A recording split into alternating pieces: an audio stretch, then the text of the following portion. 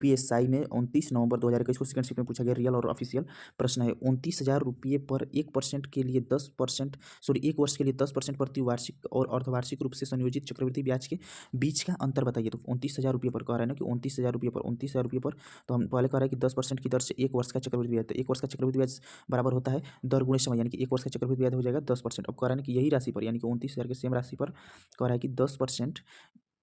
कि ये कह रहा है अर्धवार्षिक, क्या कह रहा है, तो कह रहा है ना कि अर्धवार्षिक के लिए, तो अर्धवार्षिक के लिए निकालेंगे तो ये हमारा है 10% की दर से 1 वर्ष का। तो देखिए जब भी हाफ ईयरली होता है यानी अर्धवार्षिक होता है तो हमारा जो दर होता है ना, दर वो है आधा हो जाता है और समय दोगुना होता है, यानी कि 2 वर्ष के लिए बताना है और दर हो जाएगा 5%, यानी कि 5% की दर से 2 वर्ष का चक्रवृद्धि ब्याज निकालेंगे। तो 2 वर्ष का चक्रवृद्धि ब्याज बराबर क्या होता है, 2 वर्ष का चक्रवृद्धि ब्याज होता है, एक बार इसका मल्टीप्लाई किया जाता है, एक बार स्क्वायर किया जाता है दर का, तो दर का स्क्वायर करेंगे तो हो जाएगा पपाचे 25, पपाचे कितना हो जाएगा, पपाचे 25 हो जाएगा, तो यानी कि 0.25 और फिर हो जाएगा इनका गुणा हो जाएगा आपस में, तो 5 दूनी के 10 यानी कि 10.25%,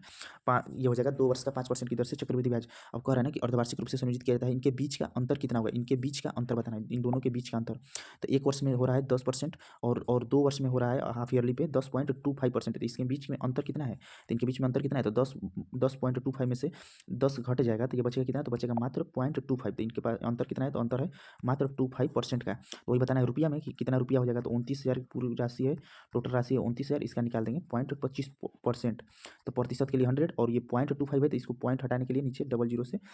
भाग कर देंगे, डबल जीरो से भाग कर देंगे, 3 जीरो से 3 जीरो हमारा कट जाएगा, 3 जीरो से 3 जीरो हमारा कट जाएगा।